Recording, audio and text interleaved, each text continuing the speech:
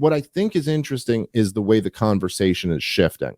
In the same sense that if the government's been, let's say the government told you that we're overhauling the healthcare system, and if you like your doctor, you can keep your doctor. If you like your doctor, you can keep your doctor under the reform proposals that we put forward. If you like your private health insurance plan, you can keep it. If you like the plan you have, you can keep it. If you like the doctor you have, you can keep your doctor too. We will keep this promise to the American people. If you like your doctor, you will be able to keep your doctor. Period. And then they overhauled it, and it turns out you couldn't keep your doctor if you liked your doctor. The president apologizing for his repeated promise that everyone can keep their health care plans if they choose to under Obamacare. It's a rather stunning reversal because, as now everybody has heard him give assurance after assurance for years that if you like your plan, you're going to get to keep it. We, of course, know that to be false. Some people will lose their insurance plans even if they like them. And just moments ago, the president spoke to Chuck Todd of MSNBC and responded to the anger that some Americans feel about that promise right now.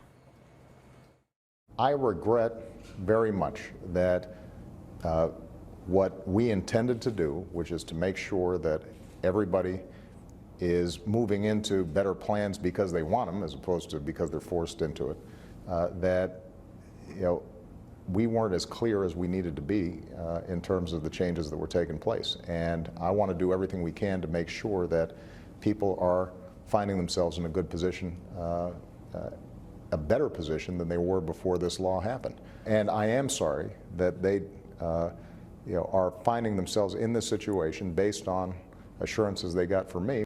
No, I mean, this president has been very reluctant to really take the reins of accountability when it comes to this colossal screw up with healthcare. Maybe they told you there were weapons of mass destruction in Iraq. The majority of the American people trusted the president, and why shouldn't they? He had spent the better part of the last year giving them every reason why we should invade Iraq. Saddam Hussein has gone to elaborate lengths, spent enormous sums, taken great risks to build and keep weapons of mass destruction. Saddam Hussein is determined to get his hands on a nuclear bomb. Nuclear weapon, nuclear weapon, nuclear weapon. Active chemical munitions bunkers, mobile production facilities. We know he's got chemical weapons. He's got them. He's got them. He's got them. And then it turns out, you know what I mean? There were no weapons of mass destruction in Iraq, and they just lied to you to get a war that.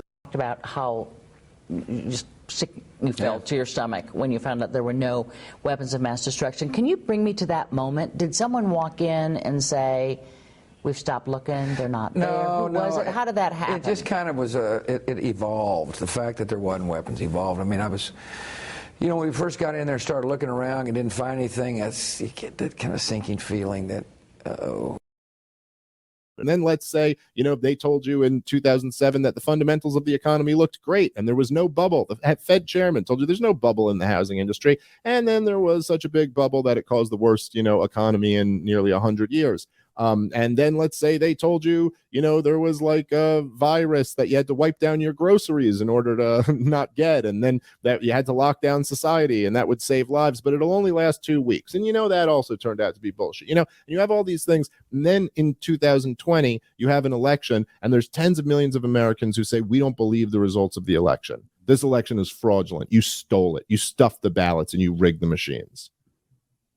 Now, I don't know if that last part's correct, but you can kind of step back and see it as this bigger trend that it's like, oh, yeah, people are kind of just starting to go, I don't trust any of you.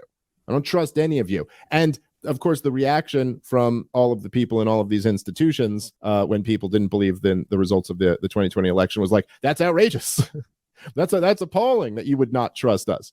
However, if you zoom back and just think about the things I just rattled off the top of my fucking head, you go, no, it's not ridiculous. It makes complete sense that they don't trust you.